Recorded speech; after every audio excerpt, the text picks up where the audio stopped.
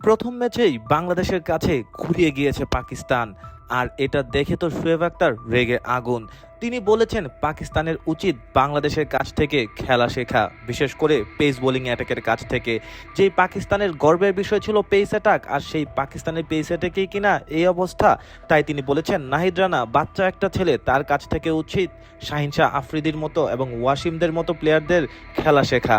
কেননা নাহিদ রানা যেভাবে গতি দিয়ে বল করেছে, যেভাবে বাউন্সার মেরেছে, সে একাই 5টি উইকেট পেয়েছে, তাও আবার তার স্পেলের প্রথম 5 ওভারই 5টি উইকেট নিয়ে পাকিস্তান টিমকে একাই গুড়িয়ে দিয়েছে। তারপরে আর পাকিস্তান দাঁড়াতেই পারেনি। কাজী শোয়েব আক্তার বলেছেন নাহিদ রানার কাছ থেকেই খেলা শেখা উচিত পাকিস্তানের। শাহিন শাহ আফ্রিদি, ওয়াসিম, এছাড়াও যারা যারা পেসার আছেন সবার উচিত একসাথে ট্রেনিং নেয়া।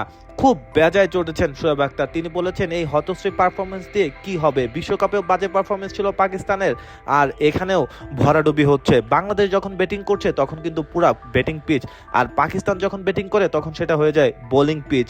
সেটা কিভাবে সম্ভব? তাই তিনি বেজায় চটেছেন এবং বাংলাদেশের কাছ থেকে খেলা শেখার কথা বলেছেন।